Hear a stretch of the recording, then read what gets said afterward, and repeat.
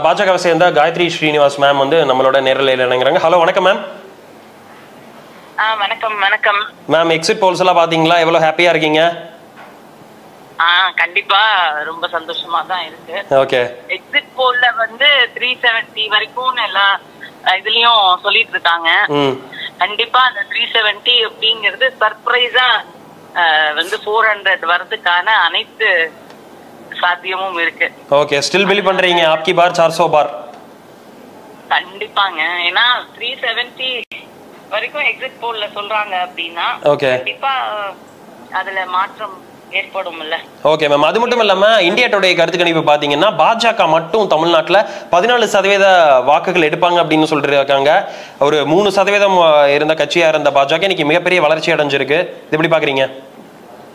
100%ங்க. இந்த மிகப்பெரிய வளர்ச்சியை தாண்டி பெரிய கூட்டணி எதுவும் இல்லாமல், அதாவது நான் சொல்றது ஏடிஎம்கே டிஎம்கே ரெண்டு கட்சியும் இல்லாத பாஜக வந்து அவங்களுடைய நட்பு கட்சிகளோட சேர்ந்து, ஏன்னா வந்து பிஎம்கே உங்களுக்கே தெரியும் பல ஆண்டுகளாக வந்து நம்மளோட தான் இருக்காங்க. இந்த மாதிரி அவங்களுக்கு, அதாவது இந்த சித்தாந்தத்துல இருக்கக்கூடிய கட்சிகளாக இருக்கக்கூடிய கட்சிகளோட சேர்ந்து எந்த டபுள் டிஜிட் நம்பரா இருந்தாலும், அது 15ஆ இருக்கட்டும் 20ஆ இருக்கட்டும் எந்தவா இருந்தாலும் வந்ததுன்றது ரொம்ப ரொம்ப வரவேற்கக்கூடிய ஒரு விஷயம்.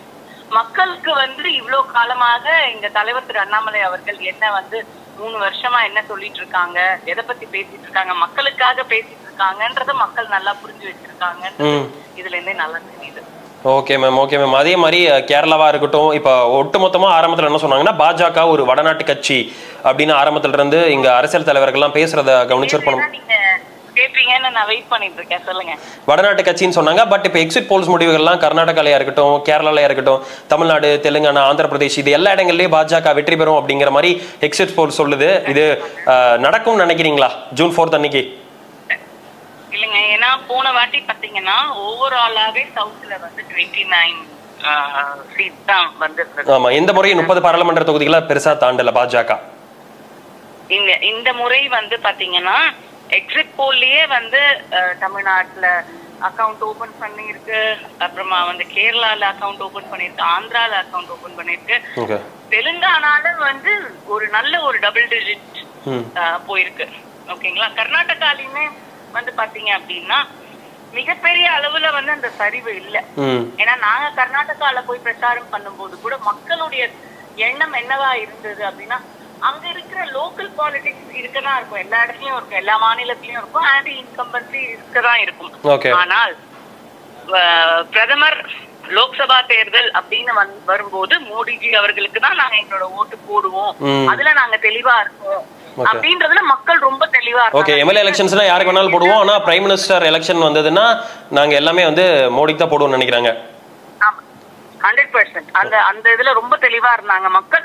சோ அதோடைய வெளிப்பாடாகத்தான் கர்நாடகாலையும் பெரிய அளவுக்கு சீட் வந்து 26 சீட் வரைக்கும் வரும். 26 வந்துருச்சுன்னு வச்சுக்கோங்களேன், போன வாட்டி மாதிரி ஈக்குவலா வந்துரும்ன்றதுதான் நம்ம பார்க்க முடியும். கிட்டத்தட்ட போன வாட்டி என்ன வந்தோ அதே வந்துரும் அப்படின்னு சொல்லிட்டு. சோ அது வந்து கர்நாடகால எப்பயுமே இருக்கக்கூடிய ஒரு விஷயம். லோக்சபாக்கும் சட்டமன்றத்துக்கும் பாராளுமன்றத்துக்கும் அவங்களுக்கு நல்ல ஒரு டிஃபரன்ஸ் தெரிஞ்சிருக்கு.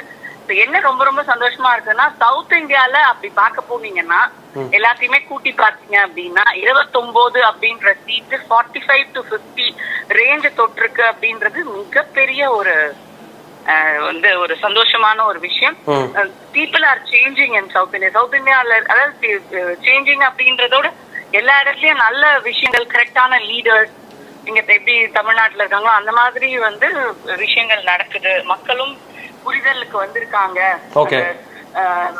பாரம்பரியமா வந்து ஒரே குடும்ப வாரிசு இருக்கக்கூடிய கட்சி இல்லாம நாட்டுக்காக தேசியத்துக்காக ஒரு கட்சி இருக்கு அப்படின்றத புரிஞ்சு மக்கள் மாறி இருக்காங்க அப்படின்னு தான் சொல்றேன். Okay okay okay ma'am, thanks ma'am. நேர்ல இணைந்தமைக்கு நன்றி மேம். நன்றி. Thank you ma'am.